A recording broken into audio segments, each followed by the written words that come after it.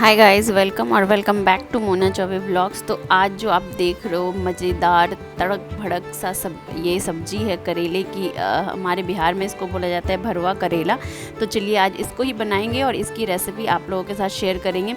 ये कहते हैं ना करेला बच्चे नहीं खाते, पर ये अब आप जब बना के दोगे तो बच्चे भी इसके दीवाने हो जाएंगे। तो चलिए आज बनाते हैं और आप लोगों को सिखाते हैं कि कैसे बनाएं। तो ये मैंने करेला ले लिया, जो मोटी वाली होते हैं ना करेले मोटे वाले, उसको ले लिया और मैंने हाफ़ कट कर लिया है। तो इसको हाफ़ कट करने के बाद इस तरीके से आप स्पून के पीछे वाले साइड से ही निकालना, बिकॉज़ अगर आप नाइफ़ का यूज़ करते हो तो आपके हाथ कट सकते हैं। तो इस तरीके से मैंने स्पून के पीछे वाले साइड से इस तरीके के इसके सारे बीज निकाल दिए। मैंने इस बीज को फेंकना नहीं है, हमें यूज़ करना है, आगे मैं बताती हूँ, तो वीडियो में आप लोग बने रहना। इस तरीके से बीज निकालने के बाद इसको पानी में नमक और हल्दी डाल के हमने गैस पे ऑन कर दिया था और कढ़ाई में हमने इसको उबालने के लिए रख दिया। तो इसको तकरीबन 15 मिनट से 20 मिनट तक उबालेंगे, ठीक है, जब तक कि करेला सॉफ्ट ना हो जाए। उसके बाद हम लोग क्या करेंगे, लहसुन और हींग और ये जो बीज थे उसके बाद हम लोग यहाँ पे एक्चुअली मैंने हींग पहले डाल दिया था, तो मैं यहाँ पे थोड़ा सा आप लोगों को दिखाने के लिए डाली। फिर मैंने यहाँ पे डाला 2 टेबलस्पून ज़ीरा।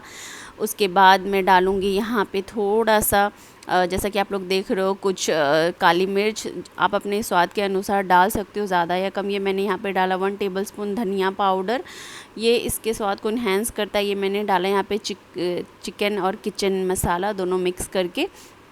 उसके बाद देन यहाँ पे मैंने सूखी लाल मिर्च डाली, मेरी वाली तीखी नहीं थी, अगर आपकी तीखी होगी तो आप कम डालना। उसके बाद मैंने यहाँ पे डाला थोड़ा सा पानी, जिससे कि मैं इसको पीस लूँगी अच्छे से। तो इस तरीके से मैंने इसको पीस लिया है। इसके बाद मैं इसको ट्रांसफ़र कर लूँगी दूसरे प्लेट या बोल में। उसके बाद जैसा कि आप लोग देख रहे हो, मैंने यहाँ पे इसको बहुत ही ज़्यादा मोटा और उस तरीके से नहीं पीसना है, बहुत ही ज़्यादा पतला भी नहीं पीसना है, ऐसा पीसना है कि थोड़ा दरदरा सा रहे। उसके बाद मैंने यहाँ पे लिए छोटे साइज़ मीडियम साइज़ के हैं प्याज, इसको मैंने रफली चॉप कर लिया। उसके बाद मैंने थोड़े से अचार मिला के इसको मिक्स करके इसको पीस लिया है यहाँ पे, ठीक है। आप इसको चाहो तो थोड़ा सा दरदरा रख सकते हो, मैंने थोड़ा सा बारीक पीसा हुआ है इसको। तो आप इसका टेक्सचर देख सकते हो कुछ इस तरीके से। यहाँ पे मेरे करेले उबल चुके थे, देन मैंने इसको ट्रांसफ़र कर लिया, इसका वाटर निकाल के। तो मैं यहाँ पे चेक कर लूँगी कि ये अच्छे से उबाल सींच गया है कि नहीं। तो यहाँ पे ये अच्छे से हो गया था, देन मैंने फिर इसको निकाल लिया। उसके बाद मैंने कढ़ाई में सरसों का तेल डाल दिया है। तेल थोड़ा इस सब्ज़ी में ज़्यादा लगती है, तो यहाँ पे मैंने ज़ीरा डाल दिया, ज़ीरे को चटकने देंगे। उसके बाद क्या करेंगे, जो लहसुन वाला पेस्ट था हमारा, जो मसाला था वो हम डाल देंगे। जो लहसुन और बीज मिला के हमने जो मसाले तैयार किए थे, वो हम सारे मसाले को यहाँ पे भून लेंगे। पहले प्याज वाला अभी नहीं डालना है, थोड़ी देर में डालेंगे। पहले हम ये लहसुन और जो करेले के बीज थे उसको मैं भून लूँगी। उसको इतने देर तक भूनना है आपको कि इसका कलर चेंज हो जाए। कलर चेंज होने के बाद हम लोग थोड़ा सा इसको देखेंगे कि हाँ भुना गया है अच्छे से, देन फिर हम लोग यहाँ पे प्याज डाल देंगे, जो हमने प्याज को पीस के रख। यहाँ पे मैंने प्याज के पीसे हुए को डालने के बाद उसके बाद इसको सबको मिला के अच्छे से भूनना है। तो देन हमने, आप याद रखिए कि अभी मैंने इसमें हल्दी नहीं डाली है तो, और नमक वगैरह नहीं डाला है। यहाँ पे मैं थोड़ा सा आमचूर पाउडर डाल रही हूँ, बिकॉज़ करेला थोड़ा सा कड़वा होता है, तो उसको बैलेंस करने के लिए। आप चाहो तो इसको स्किप कर सकते हो क्योंकि अचार हमने पहले डाल दिया था। उसके बाद मैं यहाँ पे डाल रही हूँ थोड़ा सा हल्दी पाउडर, थोड़ा सा कश्मीरी लाल मिर्च, बहुत ही थोड़े क्वांटिटी में, थोड़ा सा कलर के लिए, अदरवाइज़ आप इसको भी स्किप कर सकते हो। उसके बाद हम इसको बहुत अच्छे से भून लेंगे, इसको लीड लगा के अच्छे से भूनना है। ये मैंने यहाँ पे नमक डाल दिया है। नमक इसलिए लास्ट में डालो, ताकि लास्ट में डालने से क्या होता है कि ये भुनाता अच्छे से, अगर आप पहले डाल दोगे तो मसाले भुनेंगे नहीं। उसके बाद मैंने इसको लीड लगा के तब तक भूना और इसको slow, medium to slow flame रखना है। देन इस कंडीशन पे जब आ जाए आपका मसाला, तब आप सोचो कि आपका मसाला बिल्कुल रेडी है अब करेले में भरने के लिए। तो यहाँ पे बिल्कुल मसाला बहुत ही अच्छी खुशबू दे रहा था, उस तेल भी छोड़ दिया था, तो देख सकते हो कढ़ाई पूरी छोड़ दी है। तो उस हिसाब से ये मसाला बिल्कुल रेडी है। अब मैंने क्या किया, करेले को जो मैंने रखा हुआ था, इस तरीके से मैं करेले को भी, करेले के अंदर ये सारे मसाले को फिल कर दूंगी, जैसा कि आप लोग देख रहे हो। तो इसको मैं इस तरीके से डाल के उसके स्पून के पीछे वाले साइड से उसको अंदर की तरफ डालूँगी तो वो बहुत अच्छे से इसके अंदर चला जाएगा। तो सारे करेले में हम इसी तरीके से इसको फिल कर देंगे, सारे मसाले को भर देंगे। और फिर मैंने उधर कढ़ाई चढ़ा दी है, ऑयल डाल के वो गर्म हो रही है।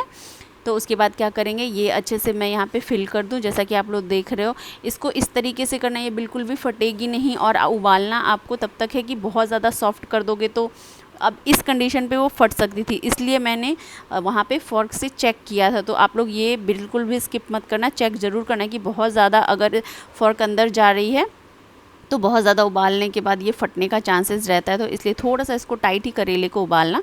उसके बाद यहाँ पे मैंने सारे करेले को इस तरीके से फ़िल कर लिया है। मैं इसलिए इसको दिखा रही हूँ बिकॉज़ ये फ़िल करना थोड़ा सा हार्ड होता है, बट आप अगर कर लोगे तो इजी हो जाएगा। तो इस तरीके से मैंने सारे करेले को इस तरीके से स्पून से डाल के फिर उसके पीछे वाली साइड से मैंने इसको सारे करेले में इस तरीके से अंदर डाल के इसको अच्छे से फिल किया है, ताकि अंदर खाली ना रह जाए और ऊपर भरा दिखे। तो इसलिए मैंने स्पून के पीछे वाले साइड को यूज़ किया है इसमें, बिकॉज़ इस तरीके से जब आप इसमें करेले के अंदर मसाले को फिल करोगे ना तो थोड़ा भी बीच में खाली नहीं रहता है और बहुत ही अच्छे तरीके से अंदर की तरफ चला जाता है। और अगर आप ऊपर भरोगे तो फिर क्या होगा कि नीचे के हिस्से को जब आप खाओगे तो वो बिल्कुल अच्छा नहीं लगेगा, खाली सा लगेगा। तो देख सकते हो बिल्कुल इस तरीके से टाइटली मैंने सारा फिल कर दिया है। उधर मैंने कढ़ाई रख दी है गर्म होने के लिए, मैंने डाल दिया है इसमें, ये देख सकते हो। अब इसको बिल्कुल रेड होने तक हम लोग इसको इसमें तलेंगे। ऑयल मैंने बहुत ज़्यादा नहीं लिया है, कम ही लिया है। तो इस तरीके से इसको कम करके ढक के हम लोग तलेंगे। तलना मतलब नहीं बोल सकते हो, थोड़ा सा इसको इस तरीके से हम लोग कर लेंगे। उसके बाद हम लोग इस तरीके से करते करते जब हम लोग देखेंगे कि हाँ करेले का रंग चेंज हो रहा है तो पता लग जाएगा कि हाँ अब करेला हो चुका है। तो जैसा कि आप लोग देख रहे हो, इस स्टेज पे आने के बाद थोड़ा सा और भुनने के बाद करेला बिल्कुल रेडी हो गया है और ऐसा कुछ दिखेगा आपका करेला। बहुत ज़्यादा ब्लैक कर दोगे तो अच्छा नहीं लगेगा। तो ये देख सकते हो कुछ इस तरीके से, और बहुत ज़्यादा टेस्टी लगती है। ये राइस के साथ खाओ या रोटी के साथ खाओ तो एक बार आप लोग ज़रूर ट्राई कीजिएगा। बहुत ज़्यादा हार्ड नहीं है और बच्चे को भी ये बहुत ज़्यादा पसंद आएगी, बिकॉज़ कड़वा बिल्कुल भी नहीं होता है। तो ज़रूर बनाइएगा, ज़रूर खाइएगा और मेरे कमेंट सेक्शन में एक प्यारा सा कमेंट ज़रूर कर दीजिएगा कि आप लोगों को मेरा रेसिपीज़ कैसा लगता है। तो चलिए वीडियो को पूरा देखने के लिए thank you so much, bye bye. और आप लोग प्लीज़ मेरे चैनल को सब्सक्राइब कीजिए। आप लोग वीडियो देखते हो सब्सक्राइब नहीं करते तो प्लीज़ मेरे चैनल को सब्सक्राइब ज़रूर कर लीजिएगा। वीडियो को लाइक कीजिएगा और बहुत ज़्यादा पसंद आया तो वीडियो को ज़रूर शेयर करिएगा अपने फ्रेंड्स और फैमिली के साथ, ताकि वो भी ये वाली रेसिपी आप किसी ना किसी के साथ शेयर कर सके और ख़ुद से बना सके। तो देख सकते